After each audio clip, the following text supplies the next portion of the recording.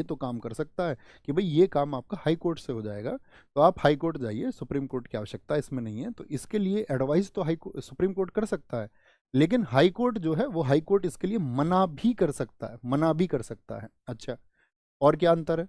जो supreme court की writ होती है वो केवल फंडामेंटल राइट्स के मामलों में होती है, केवल एफआर के मामलों में।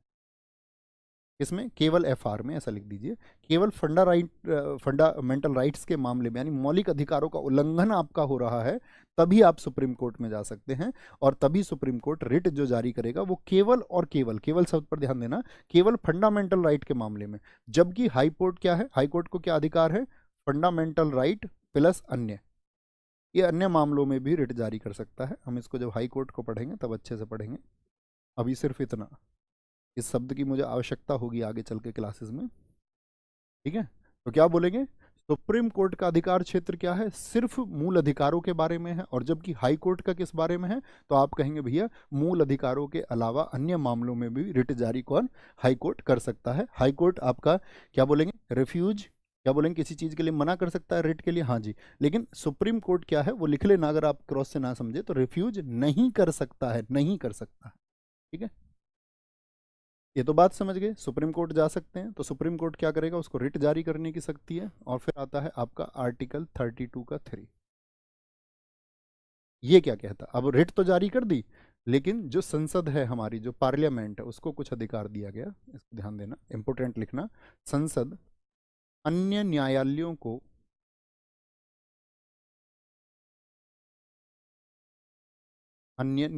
को भी रिट जारी करने की शक्ति दे सकती है, रिट इशू करने की पावर्स दे सकती है, रिट जारी करने की शक्ति दे सकती है।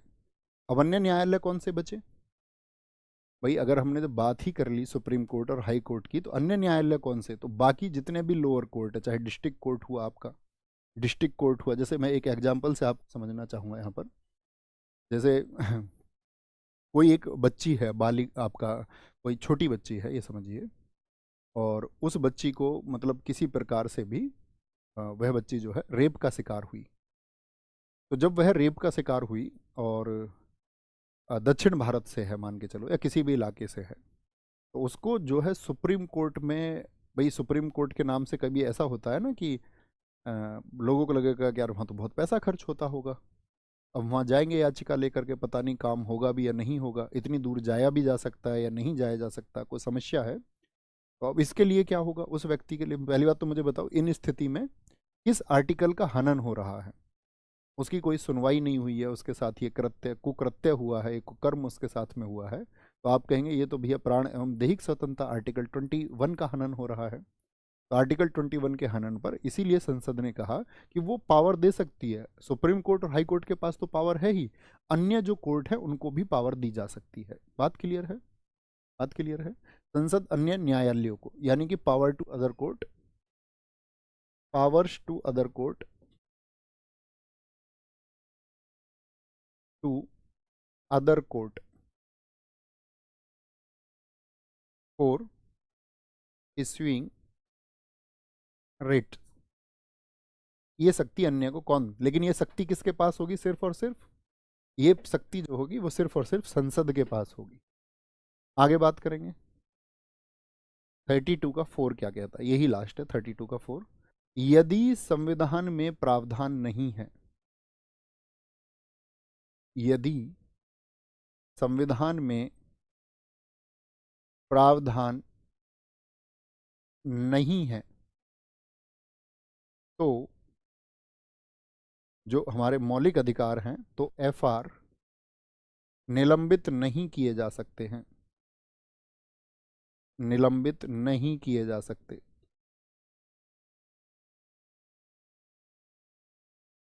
गौर से समझे साथी इसको। क्या बोला मैंने? मैंने कहा था कि आपको, मैंने बताया था कि सिर्फ दो मौलिक अधिकार ऐसे हैं जो हमेशा बने रहते हैं। वो कौन कौन से हैं? तो आप कहेंगे आर्टिकल 20 और 21 हैं, आर्टिकल 20 और 21 हैं, ठीक है भैया। आर्टिकल 30 तो करा दिया, लेकिन 30 का 1 और 2 तो करा दिए और 30 नहीं कराया। दोस्त 30 में वही दो बातें की गई, 31 एंड 32, ठीक है, तब 31 में ही वो बात की गई है। बहुत बढ़िया जी, 20 और 21, बहुत बढ़िया। तो देखो ध्यान से मुझे एक बात बताए कि 20 और 21 तो जो है वो आपका हमेशा बने रहेंगे, लेकिन बाकी सब जो है वो फंडामेंटल राइट्स निलंबित हो जाते हैं, सस्पेंड हो जाते हैं। कि आप कहेंगे हाँ जी भैया बाकी तो सस्पेंड हो जाते हैं, तो यहाँ पर वही तो बात की जा रही है कि संविधान में प्रावधान नहीं तो फंडामेंटल राइट निलंबित नहीं किए जा सकते। तो सावधान, संविधान में प्रावधान नहीं है तो क्या हमारे संविधान में कहीं पर प्रावधान है? आप कहेंगे हाँ जी। इसके लिए आप पढ़ेंगे जब आगे चल के आर्टिकल 358 एंड 359। ये क्या कहते हैं? राष्ट्रीय आपातकाल की स्थिति में, यानी कि जब देश में इमरजेंसी लगी हुई हो, तो व्यक्ति के जो मौलिक अधिकार हैं उनको छीना जा सकता है। व्यक्तियों के या नागरिकों के मौलिक अधिकारों को छीना जा सकता है। बात क्लियर है? कोई दिक्कत तो नहीं? तो इसने यही तो कहा कि प्रावधान नहीं है, तो प्रोविजन है या नहीं है? आप कहेंगे हाँ जी प्रोविजन है। तो फिर प्रोविजन है आर्टिकल 358 और 59 में, तो फिर तो सस्पेंड किया जा सकता है। यानी क्या बात समझे? If there is no provision, अगर नहीं होता तो कर देते क्या? आप कहते नहीं, if there is no provision, अब तो है तो कर सकते हैं। In constitution then fundamental rights can't be suspended, can not be suspended. इसको वापस से समझ लें एक बार, बहुत छोटी सी बातें हमने की, ध्यान से देखें बोर्ड पे।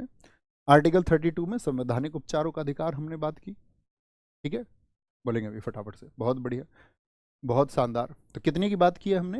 हमने बोला संवैधानिक उपचारों का अधिकार। संवैधानिक उपचारों का अधिकार क्या बात की गई है 32 के 1 में? बताएं भाई एक बार। भैया रिट को क्या अभी मैंने बताया ना, रिट को हम पढ़ेंगे अभी अभी अभी मैं हम रिट पर भी पहुंचेंगे, अभी थोड़ा धैर्य रखें। सर 5 रिट बताएं। देखिए आप कैसे स्टूडेंट, आप खुद से सवाल करिए। आपके पीछे वो बच्चे भी हैं जो शांति से पढ़ रहे हैं, अब सारे बच्चे लिख रहे हैं रिट बताइए रिट बताइए। ये कौन सी बात हुई? थोड़ा सा धैर्य रखा करो हमेशा। मैंने क्या कहा था पहले ही दिन, संयम होगा तो सब सीखेंगे, संयम नहीं होगा तो बहुत कुछ छूट जाएगा, क्योंकि ध्यान कहीं और चला जाता है। व्यक्ति और नागरिक फंडामेंटल राइट के अतिक्रमण पर कहाँ जा सकते हैं? पहली बात तो मुझे बताओ, पहले में बात की गई कहाँ जाएंगे, तो आपने कहा सुप्रीम कोर्ट। तो सुप्रीम कोर्ट को हमने बोला मौलिक अधिकारों का संरक्षक है। दूसरे में हमने क्या कहा, अगर हम सुप्रीम कोर्ट जा रहे हैं तो सुप्रीम कोर्ट के पास क्या राइट है, वो क्या करेगा? तो वो रिट आपका क्या बोलेंगे, वो उसके लिए क्या रिट जारी कर देता है। क्या कर देता है? रिट जारी कर देता है। इसके अधिकार मैंने बताए 30 आपका, क्या सिर्फ हाई कोर्ट और सुप्रीम कोर्ट को ये अधिकार, क्या सुप्रीम कोर्ट को या हाई कोर्ट को ये अधिकार है? तो संसद किसी अन्य को भी ये अधिकार दे सकती है। यानी कि जो आपका जिला अदालतें हैं या डिस्ट्रिक्ट कोर्ट है या बाकी के जितने भी अधीनस्थ न्यायालय जो लोअर कोर्ट्स हैं उनको ये अधिकार मिल सकता है। 32 के 4 में हमने क्या बात की कि अगर संविधान में प्रावधान नहीं है तो मौलिक अधिकार निलंबित नहीं किए जा सकते। तो आप मुझे बताओ संविधान में साथी अगर किसी अनुच्छेद की, हम 359 की बात करते हैं, अनुच्छेद 359 में क्या ये अधिकार दिया गया है, हाँ या ना? 359 में ये अधिकार दिया या नहीं कि राष्ट्रीय आपातकाल, नेशनल इमरजेंसी के समय, जो साथी नहीं जानते हो मैं उनको बताऊं कि देश में जब कोई ऐसी ऐसी स्थिति हो जाती है युद्ध की, बाह्य आक्रमण की आपका, तो क्या होता है देश में एक नेशनल इमरजेंसी आर्टिकल 352 के तहत आपका क्या वो अनाउंस कर दी जाती है, और उस समय व्यक्ति के जो मौलिक अधिकार हैं वो उनका क्या हो जाता है, हरण हो जाता है। 20 और 21 इसके एक्सेप्शन है, उनको छोड़ करके। कोई दिक्कत, कोई परेशानी? चले आगे। अब आता है मूल बात, अब नोट करेंगे, जिसकी आपको बड़ी त्वरित रूप से डिमांड है। अब बात आती है कि सुप्रीम कोर्ट ने, हमने कहा कि सुप्रीम कोर्ट, अभी क्योंकि जितनी बात की गई उतनी करेंगे, तो सुप्रीम कोर्ट जो जारी करता है वो रिट जारी करता है आपका 5। कितनी रिट जारी करता है? 5 रिट जारी करता है। सारे लोग बताएंगे। अभी हाई कोर्ट का जिक्र नहीं करेंगे हम यहाँ पर, क्योंकि हाई कोर्ट जब हम पढ़ेंगे तो हाई कोर्ट का जिक्र हम फिर वहीं पर करेंगे, ठीक है? ओके, यहाँ पर लिखेंगे, नोट कर लेना, सुप्रीम कोर्ट 5 रिट, रिट का मतलब क्या है? याचिका, हिंदी वाले लिख लें याचिका। 5 रिट जारी करता है। 5 जो रिट्स हैं जारी करता है। अब देखो यहाँ पे एक बात और समझनी है हमको कि सुप्रीम कोर्ट मतलब मौलिक अधिकारों का हनन हो रहा है तो क्या सिर्फ और सिर्फ रिट ही जारी कर सकता है? तो आपको हमेशा याद रख लेना वो कोई ऑर्डर भी जारी कर सकता है। ठीक है, कोई एक ऑर्डर यानी कि कोई आज्ञा भी वो जारी कर सकता है। तो रिट को हम विशेषतः यहाँ पे समझना है हमको। कितनी रिट होती है? 5 रिट हैं, जिसमें से पहली कौन सी है? पहली है बंदी प्रत्यक्षीकरण। बंदी प्रत्यक्षीकरण।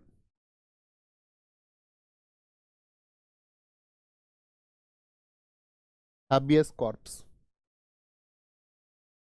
हैबियस कॉर्प्स का क्या मीनिंग होता है ये समझो।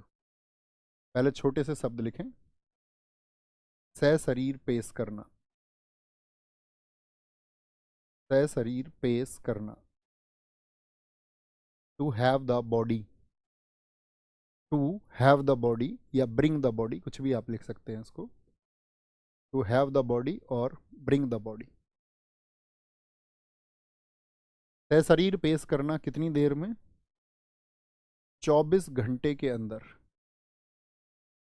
24 घंटे में मजिस्ट्रेट के सामने, जज के सामने, मजिस्ट्रेट के सामने, in front of magistrate with in 24, with in 24 घंटे में। लेकिन आने जाने का समय जो है वो आपका लागू नहीं होगा। व्यक्ति और राज्य दोनों पर लागू है। व्यक्ति और राज्य दोनों पर लागू है, यानी इंडिविजुअल पर भी और स्टेट दोनों पर लागू है। कैसे, इस बात को समझे। देखो ये किस चीज़ से हमको दरअसल में प्रोटेक्ट कर रहा है? जैसे आपकी किसी ने गिरफ्तारी कर ली, आपकी गिरफ्तारी हो गई, आपको अरेस्ट कर लिया गया है, और अरेस्ट जो आपको किया गया है वो गैर कानूनी तरीका है, इलीगल तरीके से आपको अरेस्ट कर लिया गया है। यानी किस तरीके से अरेस्ट किया गया है? इलीगल तरीके से। और इलीगल वे में जब आपको अरेस्ट कर लिया तो आप तो कहाँ पहुँच जाएंगे बताए? आप कहोगे भैया मैं तो पहुँच गया जेल में, मुझको तो यहाँ बंद कर दिया, सलाखे पर ऐसे खड़ा हुआ। तो फिर तो आप तो बंद है, तो आप तो जारी, आप कैसे इसका फ़ायदा ले पाएंगे? तो ये क्या कहा गया है इसमें कि आपके जो भी जानकार हैं, जानकार का मतलब आपके जो भी नोन पर्सन है, क्योंकि आपकी फैमिली हो सकती है, आपका दोस्त हो सकता है, अन्य कोई व्यक्ति है, और आप कहेंगे भैया कोई भी नहीं है, तो आपने देखा होगा अक्सर व्यक्ति जो हैं वो, बहुत सारे लोग तो जेलों में ऐसे ही बंद हैं कि उनकी पैरवी के लिए कोई मौजूद नहीं है। ठीक है, तो क्या बोलेंगे? तो जब गैर कानूनी रूप से अरेस्ट किया गया हो तब कोई व्यक्ति जाएगा कि भाई हमारे व्यक्ति को जो है, हमारे इस पर्सन को इलीगल तरीके से बंद कर लिया गया है। तो कोर्ट, आपका सुप्रीम कोर्ट या हाई कोर्ट क्या बोलेगा कि इस व्यक्ति को ब्रिंग द बॉडी, इस व्यक्ति को कहाँ पर ये मौजूद है, इसको लेके आओ मजिस्ट्रेट के सामने। अब मजिस्ट्रेट उस पर विचार करेगा कि उसको सही तरीके से आपका रखा गया था तो वापस भेज देगा, ठीक है, फटकार और लगाएगा अलग से। और अगर सही तरीका नहीं है तो वहीं से उस व्यक्ति को क्या बोल देगा, रिहा करने के आदेश हो जाएंगे। व्यक्ति और राज्य पर क्यों? तो ये तो राज्य का मतलब क्या हो गया? पुलिस। पुलिस राज्य है या नहीं है? पहले तो मेरा क्वेश्चन ये है आपसे। मैंने आपको समझाया था राज्य क्या होता है, स्टेट क्या होता है पिछली क्लासेस में। तो स्टेट आपका, आप कहेंगे भैया कि पुलिस बिल्कुल स्टेट है, यानी कि पुलिस पर लागू हो गया इस वाले नियम में तो। और व्यक्ति पर कैसे? जैसे आपका पड़ोसी है रामधन, या जो भी आपका पड़ोसी सतीश मान लीजिए, और पड़ोसी ने ही आपको बंद कर लिया कोठे में, है ना, उसने आपको कमरे में बंद कर लिया है, और आपके परिवार वालों को पता चला कि मेरे इस व्यक्ति को बंधक बना लिया गया है। तो बंधक बनाने का मतलब है वो कोर्ट जारी करेगा कि इस आदमी को लेके आओ, और पुलिस लेके आएगी फिर उसको। तो कहने का मतलब इसलिए वो व्यक्ति और राज्य दोनों पर लागू होगा, दोनों पर। तो हैबियस कॉर्पस समझ में आया? कोई दिक्कत तो नहीं? दूसरी जो रिट होती है, दूसरी रिट होती है परमादेश। दूसरी याचिका कौन सी होगी? परमादेश। परमादेश का मतलब होता है मैंडेमस। मैंडेमस। और इसी का जो साथी शाब्दिक अर्थ है, इसके जो शब्दों का अर्थ है, बड़ा पूछा जाता है एग्जाम्स में। शाब्दिक अर्थ है इसका, हम आदेश देते हैं। हम आदेश देते हैं। We command. हम आदेश देते हैं। We we command. हम आदेश देते हैं। तो किसको आदेश देते हैं? सुप्रीम कोर्ट या हाई कोर्ट यहाँ पर किसको आदेश देने की बात कर रहा है? यहाँ पर लिखना छोटे से शब्द। मैंडेमस क्या होता है? जब कोई, जब कोई लोक अधिकारी, यानी कि कोई पब्लिक